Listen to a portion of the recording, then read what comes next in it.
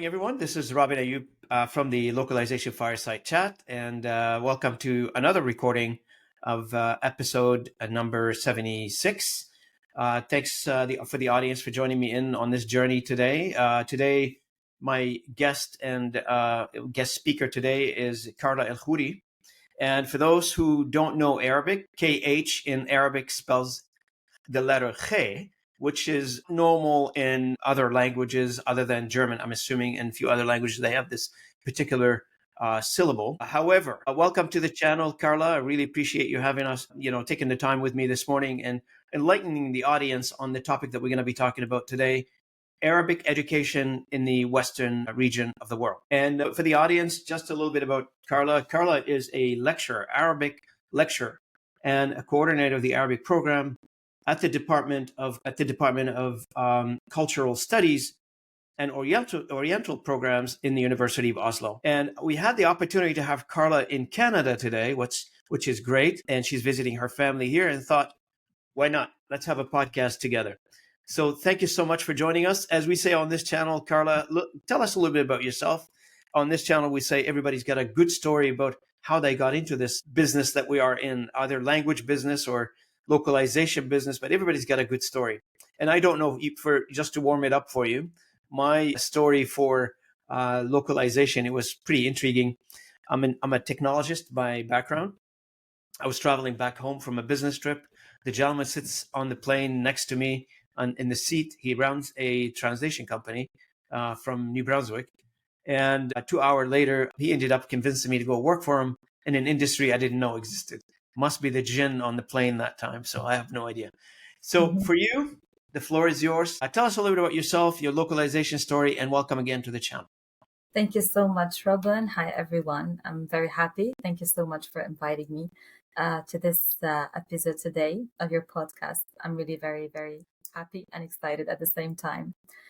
So I want to start by saying the most expensive thing in life is a missed opportunity. So my story started, of course, I'm from Lebanon originally. I was done from my bachelor. I did a bachelor in translation and then a master in teaching Arabic as a foreign language. And I was teaching at a local school, teaching Arabic for Arab students. And on a cold February day, I got an email and titled, "Do you want to teach in the United States?" When I read the email, it was a mix of emotions. Honestly, I was scared. I was excited. I was happy. Should I take that? Moving sometimes from a very stable comfort zone and going to an unknown. It's so scary in itself. But I decided, you know what? Let's do it. So I read the email, and it was the director of the program, of the Arabic program at the University of Beirut, the American University of Beirut, the AUB, because I used to teach usually during summers, to teach in that program.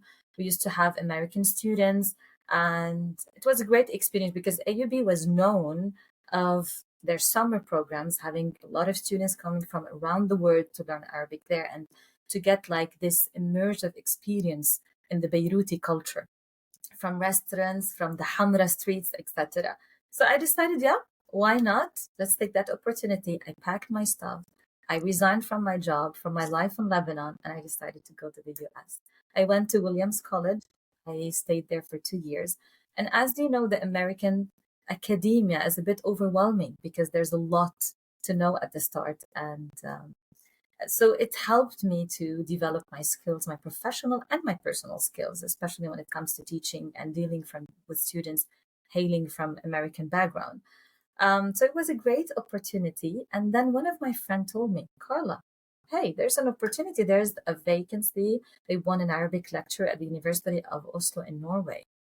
And I stopped for a second. Okay, Sweden was familiar a little bit for me, but Norway, no idea about that.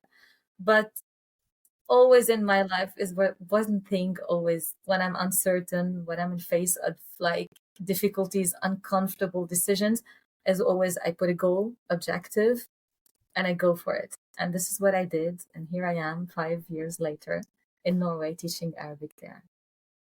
So, what's intriguing about this, we don't think of it enough, I guess, because there's there's a 350 odd languages around the world.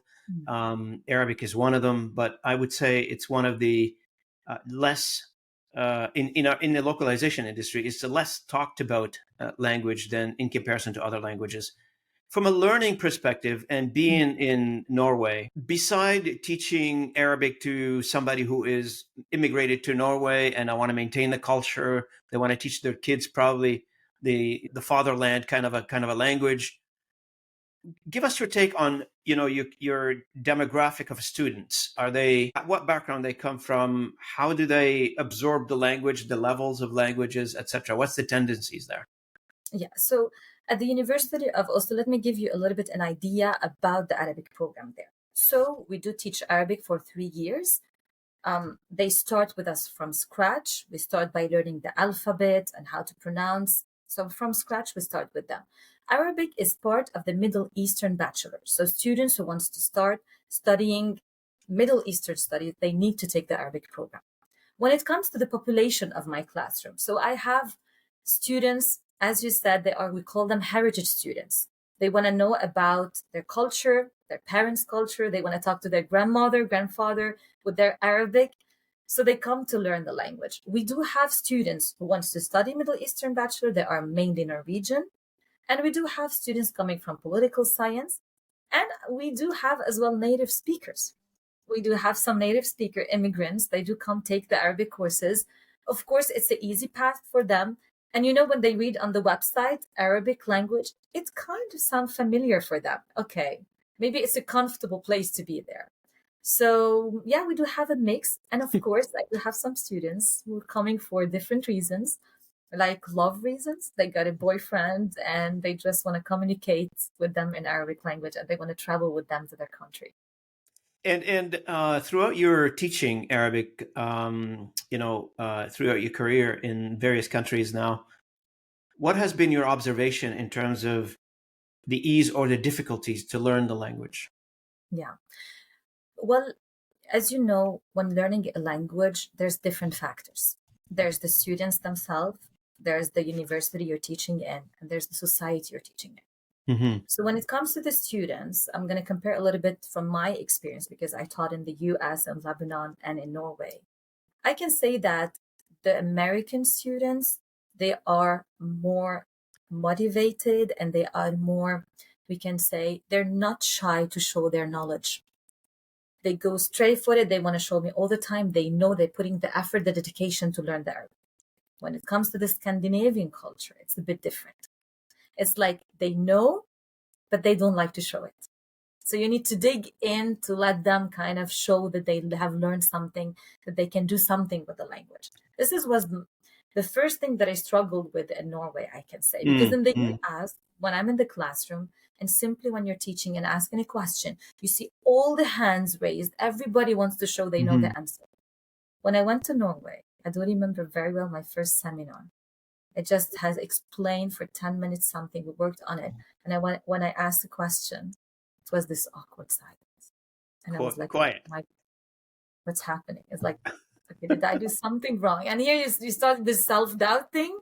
Sure. Yeah. So it was like a bit hard to get that. Yes, they don't show it. You need kind of to push them, to motivate them to show it in a different way.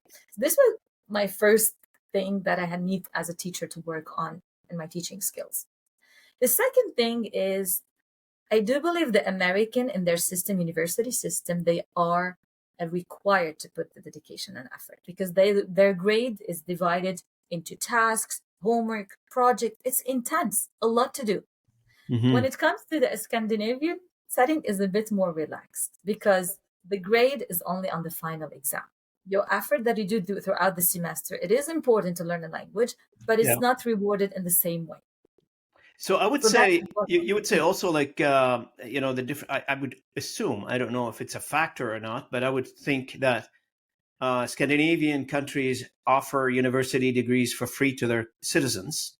100%. Meanwhile, in the US, it's quite expensive to go to university. Students comes out of universities in the US with $250,000, $300,000 loans that they have to pay. That's why they have to work harder to achieve their grades and make sure they take it seriously, because at the end of the day, if you're not taking it seriously, why are you going to university? Why are you paying for it? Am I 100%. correct on that one, or? Yeah, you're 100% correct on that one. In Norway, they do have a lot of flexibility and chance to change major because it's not costing you so much. But in the US, you kind of focus on the one track and you want to be done with the lowest cost and as fast as you can. Absolutely. Now, have you experienced somebody who never got in touch with the Arabic language before, not because of heritage, not because of anything else? They came Yes, I do. in, they learned it, and you were able to converse with them in Arabic. Have you experienced that? Just Yes. like for me, So, I've seen it maybe once or twice, but it's not prevalent. Oh, those yeah. are the Yeah, I do get where you're coming from. Well, it depends as well on the teaching approach you're using in your classroom. At the University of Oslo, we're using the communicative approach, which we do focus on what the students know about the language, but the main focus on what the students can do with the language, like not know about the language, but do, which sure. means we learn it in the active way. I do have some students who started from scratch. They did not know anything about Arabic, and after 3 years, they are in. If I don't know if you're familiar with the ACTFL criterias, which is they are in the B2 level, which means they can talk like a journalist in Arabic. They can report about things. They can have a full conversation in Arabic.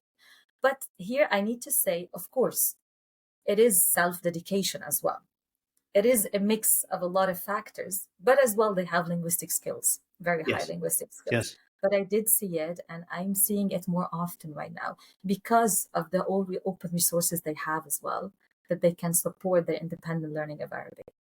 Carla, I heard a lot about, in order for you to learn a new language, you have to immerse yourself in the culture beyond the classroom. Yes. Was that a factor in your teaching, and is it a factor now? How do students in Norway achieve that immersion in the culture? To like here in Canada, for instance, somebody wants to learn French, especially at high school, or they come from an English family, etc.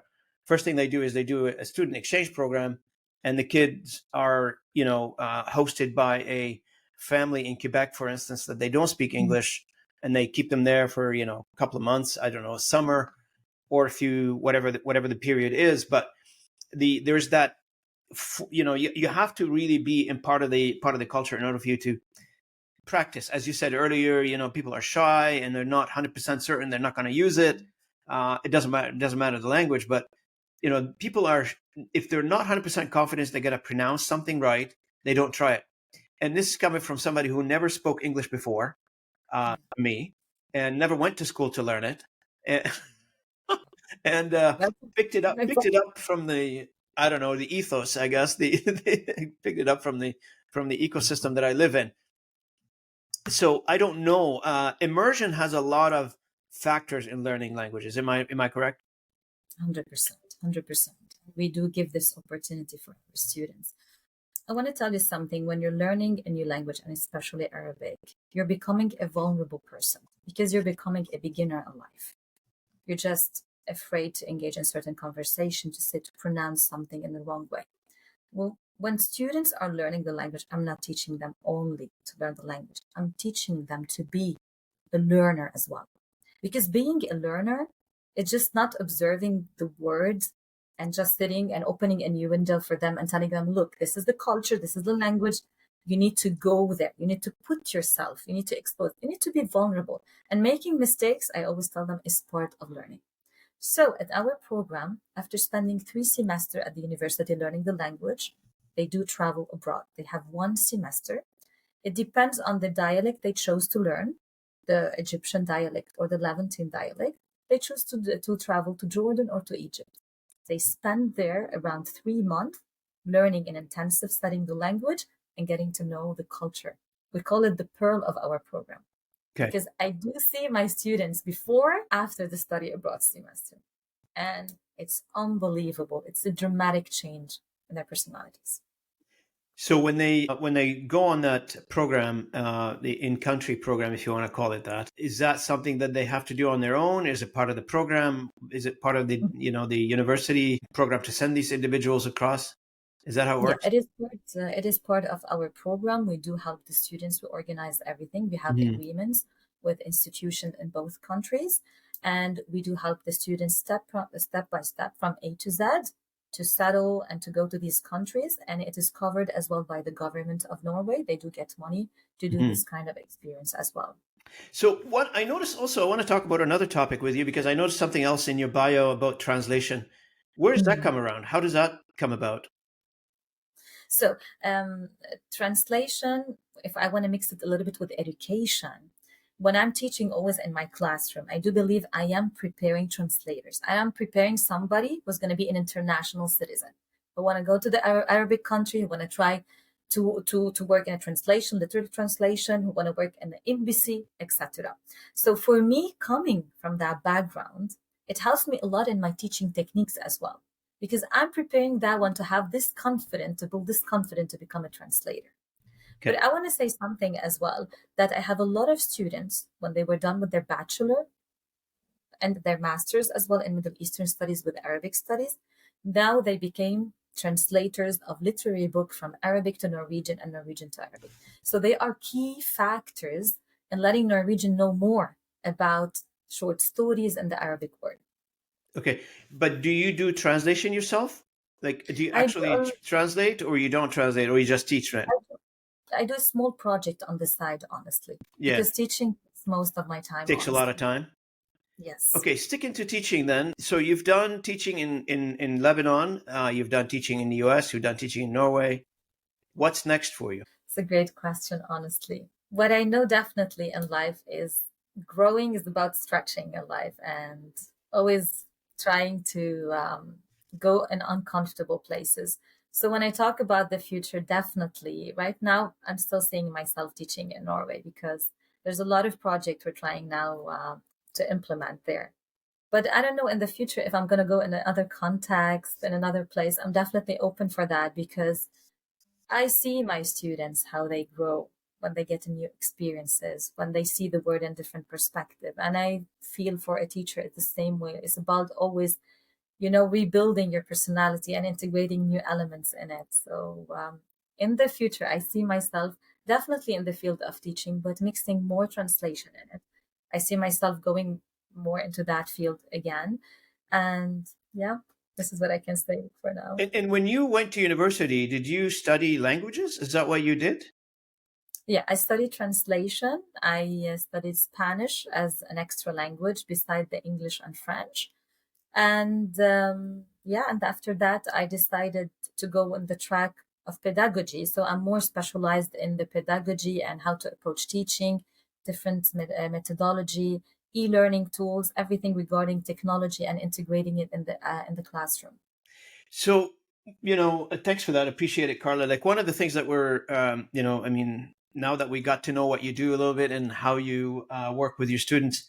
So one of the things that the world is dealing with right now, specifically localization industry or the translation industry in general, or if you want to call it the language industry, because everything revolves around languages, is that artificial intelligence. It's a huge topic. Everybody's talking about it. Everybody's trying to address it from their own perspective. Everybody trying to figure out where does it apply, how does it apply, what parts of it I use, what part of it I could use, and not necessarily deploying everything, but maybe bits and pieces of it. What is the thinking in Norway, specifically on the education side of things regarding AI? What's the general feeling about? Of course, when it comes to the university level and integrating AI tools, it's very controlled by the university because there's a lot of concern regarding the student GDPR. So the university have a very clear policy regarding that. There are certain tools that are allowed to be used. ChatGPT UIO is specialized for our university, and Whisper, these only. Now, when it comes to the integration in Norway of AI, there's a huge funding coming in 2025 to build 3 to 5 centers, AI centers. These centers will be dedicated for research regarding usage of the AI in the context of Norwegian higher education and Norwegian education in general. So we are seeing a lot of funds from the government. When it comes to the university, we are creating locally some research groups and implementing projects to see what is the most effective way to implement those AI tools, whether in language classrooms, in content classroom, etc. So we did start a project last semester When it comes to Arabic, I have started a research project. We try to use ChatGPT UIO in our teaching and in the students' learning process to see the impact, how students will first like perceive the usage of AI. And now we have created a small research group at the Faculty of the Humanities where we focus on different languages and approaching AI. So it's a big debate. Definitely, it was a scary moment for the professors because, a professor is considered like a reference of knowledge. So it was like a big concern what the students will do with this AI tools. What about their papers, reflections? So it was a big debate at our university. But now things are. Are you familiar a little bit with the hype Oh, cycle? I am. Yeah, Yeah, so I think we are now in the part where I think I have it we on my have a wall here technology. somewhere. Yes, it is not perfect, but we're going to understand it more and take more informed decision in the future about it. So That's yeah, right. So, is there in the university where you work, is there like a specific degree designated to artificial intelligence? I haven't heard anybody talk about, a educational degree, either on the computer science of things, or technology, or science in general, that is specifically geared toward AI. And it sounds like something that we're adding on to existing academic programs. yeah. Is that still the case, or is there more leniency now toward focusing specific studies on AI specifically? Yes, it's more studies focusing on AI. We do not offer yet a bachelor or any educational certificate about usage of AI. So we're still in the phase of discovery, I do believe there. Yep. We're not yet confident enough to say that we can now teach it because, to teach a concept, you need to internalize it and be able to do that. So no, we're not yet in that phase in Norway. So, Carla, what's your opinion on Chat GPT and AI in general when it comes to the Arabic language? One of the things that we talk about on the channel here is of course, AI is making progress, and every day, and it's the velocity of the progress, the speed of the progress is exponential. It's pretty fast, and everything is improving on a day-to-day basis. But we tend to be lagging is in the what we call the tail languages, and I don't know why Arabic is in the tail language. 500 million people around the world speaks it. One of the world largest, demographics in terms of language. But meanwhile, like technology catch up to Arabic language, I think at the end. Yeah. That's my perception, at least. And it's not just my perception, but one of the main reasons they're saying, like I was talking to a few other people on the subject, and they're saying AI does not have enough data on the Arabic languages. And you mentioned like two of them, the Egyptian and the Lev. But if we have enough corpus, then we can probably train that. So, have you played around with it on the Arabic language side of things, or what do you feel? We did a play around, we did a lot of tasks. We used ChatGPT as a generator of lexical and grammatical exercises to see if it will help the students to practice their skills. We use it as a conversational partner. We use it as a translator. So we tried to play with the students because I wanted to see how the students perceive it at the same time. Yeah.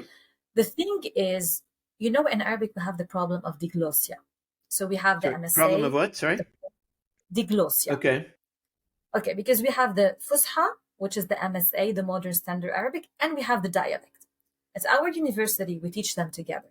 So our students in the beginner levels, they do write sentences blending both of them.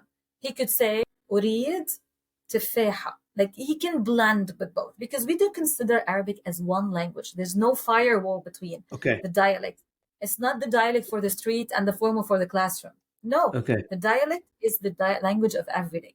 Okay. So when my students were writing their sentences at ChatGPT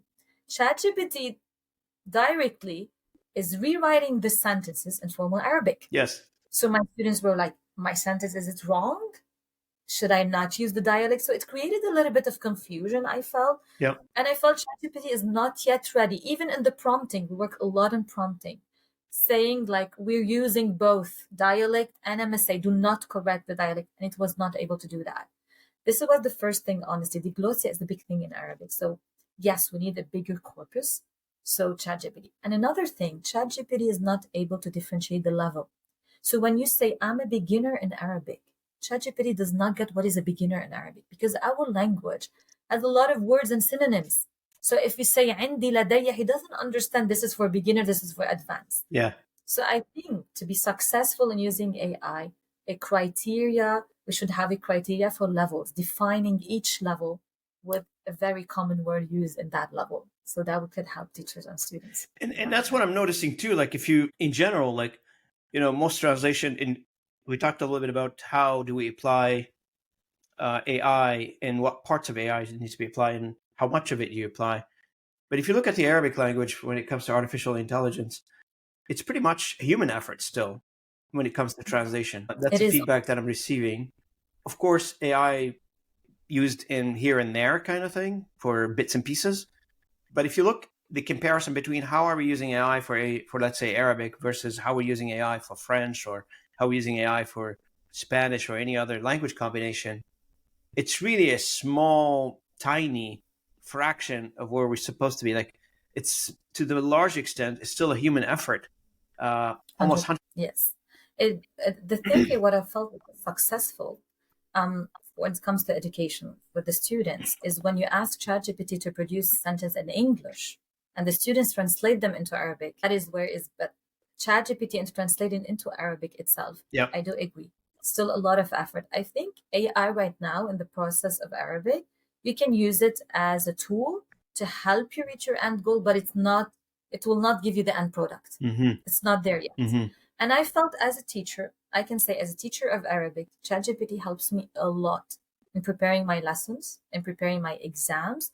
I do believe, yes, it is a very good teaching assistant for me. Okay. And for a student, though, it must be a great tool to learn. I mean, even if they don't do like, you ask Gen AI to write their thesis, probably like for me, I use it for learning things. Like, if I want to learn how to code or if I want to learn a new trick with my Microsoft suite of things, like write a macro for Excel, for instance, it helps me speed up the learning process. Are you seeing that in the academia part of your world? Of course, I see it when they ask ChatGPT very straightforward, simple question, like explain to me this grammatical concept. What does this word mean? Like for very small, simple question, yes. And it helps the students when they are engaging with a new knowledge at home. It helps them to kind of make them understand the concept faster. But sometimes it's confusing for beginners because the beginners they don't have the critical thinking to know if ChatGPT is explaining in extensive way or this is what they just need to know for right now at that level. So I do feel after I use it with the beginner, it would be a perfect tool for the advanced learner of Arabic more than the beginner one. Going back Yeah. to the Arabic language, Carla, for the audience who don't know a lot about Arabic other than what we hear on the news, would you mind sharing with our audience how many Arabic dialects are out there? And without naming them, if you can name a few if you want to, however you prefer. So, Yeah. So there's a big variety of dialect in the Arab word, but mainly, we do teach the Levantine one. The Levantine, we're talking about the dialect of Lebanon, Palestine, Jordan, and Lebanon and Syria. okay. So this one we do teach it at the University of Oslo, and we do teach the Egyptian one. And why the Egyptian one? Because it's considered very easy to be understood by all the Arab because of the movies and of the songs. So we grew up knowing that dialect. So if you talk Mm-hmm. Egyptian in any Arab country, they will understand. Mm-hmm. Now, when we go to the Darija, which is the dialect of Morocco, it's called Darija, it's gonna get a little bit faster and a little bit, we call it like it has a lot of French taste flavor in it. When you go to the Gulf dialect, it's a bit more thicker and it's harder to understand. I can say like the Iraqi one as well. But mainly, always when we talk about teaching Arabic, we go directly Levantine or Egyptian. But now we're seeing a big booming in the Moroccan dialect and in the Tunisian one. So we're seeing the emergence of a new language schools there. So the Moroccan and the Tunisian, it's quite interesting, I believe, in terms of you alluded to earlier, the French implication or the French influence in the language. So does that mean, Yes. are we seeing French words inside of the language now? Like, I would say, as far as I remember, I guess, I don't know if I remember correctly, back in the days when I was young and I was living in Beirut, as the town that you come from, I used to hear people speaking like, words in French, words in Arabic, and they mix them together. Is that the idea in Tunisia, in Morocco? Yes, it is. It is very common to see a Tunisian mixing a lot of French word, and you can see it as well in the pace when they're speaking. It's a very like it's very fast, like the French language. So that's very obvious in the words and the pace of speaking. And what about the Spanish influence on those two languages? I thought there would be Spanish influence, no? No Spanish word in itself, but do we have a lot of Arabic words Okay. from Spanish, but we're still using them. And Spanish use a lot of Arabic word at the same time. So we do have this exchange in words, but we do not use like literally Spanish word when speaking in a Okay. normal conversation. Okay. Yeah. No, because I thought there would be some influence, like especially in the Tuareg region, around the Mm. Spanish influence in those languages. I thought the Tuareg language has because I know a couple of people here. They used to go to university. They became a friend of mine, and they told me that as they speak it, I can hear these. I hear them speak, and I can hear the Spanish words inside of the language. Okay. Okay. I mean, for me, I never like talk to a Tunisian or to a Moroccan where I heard a little bit of Spanish influence. Yeah. I see more the French one, but definitely there's some of exchange of words in those And languages. I believe that Arabic it's not the only language that has these embedded other languages inside of their everyday use of the language. You'd hear it also in Latin America. You hear it also in Canada. I mean, English and French spoken together interchangeably. Sometime we have a region on the eastern side of Canada. It's famous for switching between English and French and putting the sentences in a way that first time I heard it, I learned French when I was a young kid. So the first time I heard it, I found it very strange. And j'ai pitié mon teint dans la backyard, for instance. Now my audience gonna Oh, flip out when I say that, but this is very it's a similar idea. But all languages have that. All other cultures have that. Filipinos have it. Many other languages have like other languages embedded in their daily day activity of how they use the language. It's not unusual. 100%. Yes, 100%. 100%. And do as academia, like, do you try to purify that? Are you okay with using it the way it is? How do you do that? Of course, of course. And we have like we do call sometimes something called code switching, which is yes, we do encourage because at the end of the day, you want to teach your students the reality of a language. You don't want to teach them a perfect language. When they go to the street and when they speak it with people and get exposed to the reality of the language, they feel they are different or odd. You want to just teach them the language as it is with all its imperfection, as we call it, despite I don't call it this way, but yeah. When we So teach, yes, Carla, we'll try to purify. Carla, when we teach a language, when we talk about languages, we can't talk about it without talking about the culture where the language came from, because we are the product of 100%. our own environment. Mhm. So, when you're teaching Arabic, what is your sense of the Arabic culture being understood or misunderstood? And is there a clarity in there, or people still have that misunderstanding? I would say, or understanding. I don't know where they sit on the fence there. That's a very, very honestly good question. I mean, as you say, culture and language, they come hand in hand. So we do focus a lot on developing the cultural and what we call it the intercultural competence, which is like the students are more aware about their culture and how they compare it to the new culture they are learning. Of course, a lot of students, they come with the influence of the media, they come from the influence of their parents, of everything they heard about the Arab countries and the Arab culture throughout their life. And you can see how the shift happened. It doesn't happen from the first semester. Yes.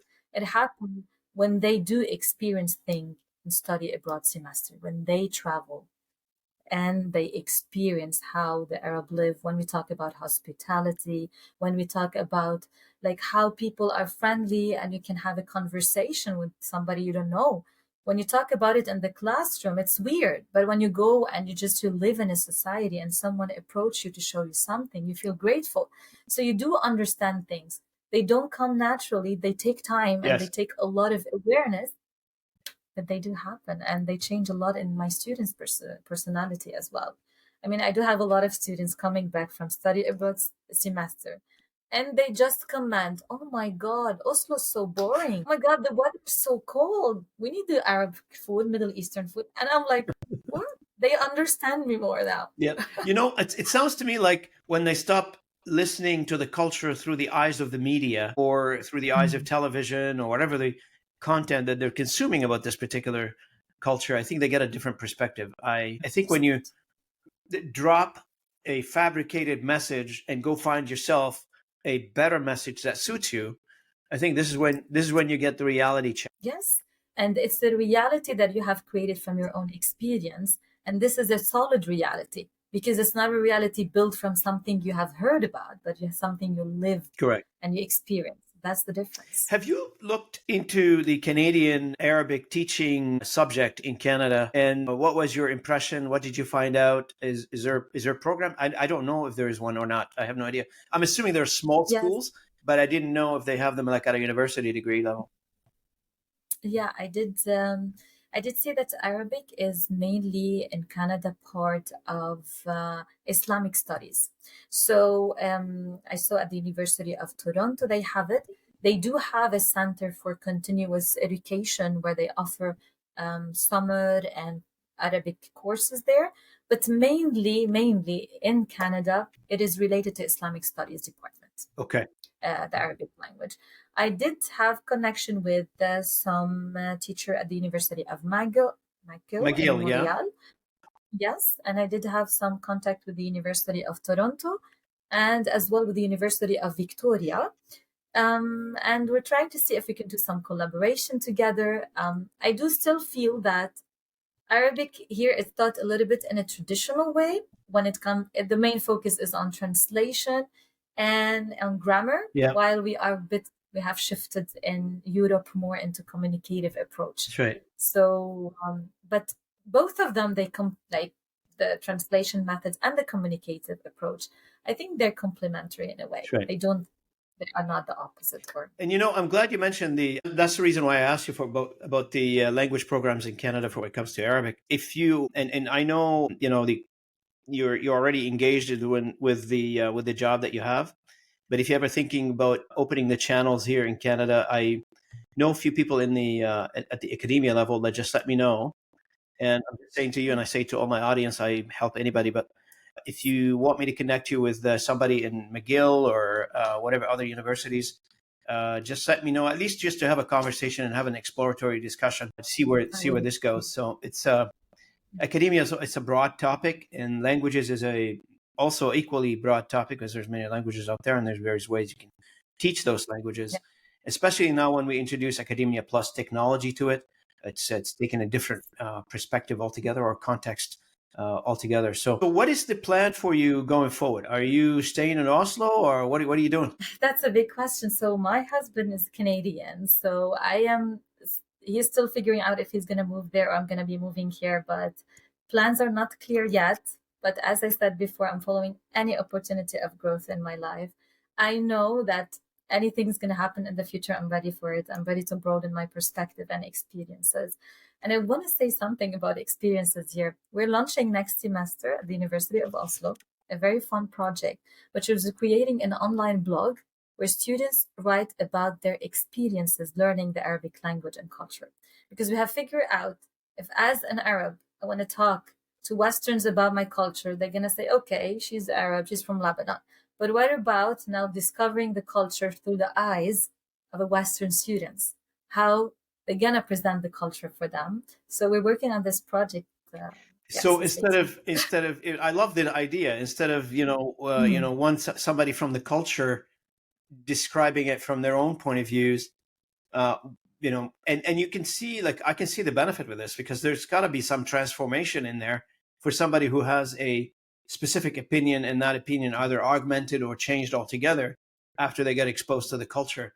That's powerful in my 100%. And the students, they have really very powerful insights and some comparison that I never thought about. So I feel like, yeah, always bridging those and building those bridges of knowledge between people who are interested in learning the language and skeptical a little bit, and those who learn it, it's very crucial. Yeah. Of course, I do have some contacts also in Oslo. I'll connect you with a few people in Norway if you want, just trying to help. Before I wrap up the conversation, Carla, once again, so grateful that you spent some time with me this morning recording this podcast. I'm glad that you're here in Canada. We didn't have to do this across the ocean. And I wish you all the best. But last comments for you. Thank you so much, Robin. I think those conversations are needed. I think a lot of teachers now, they're gonna maybe listen to this podcast, and a lot of students and a lot of people who are interested maybe in digging and starting learning Arabic. I want to tell you thank you, Robin, for bringing up and talking about all these important questions.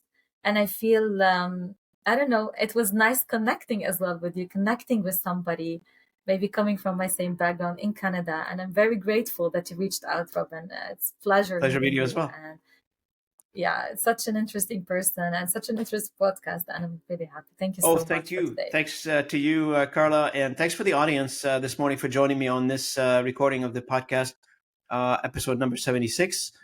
I appreciate you listening in. If you're coming in on our podcast, which is available on all channels, Spotify, Applecast, you name it. And also, I appreciate you viewing this YouTube video as well. We're going to put a YouTube video up of the particular conversation that we have here, as we usually do in all of our episodes.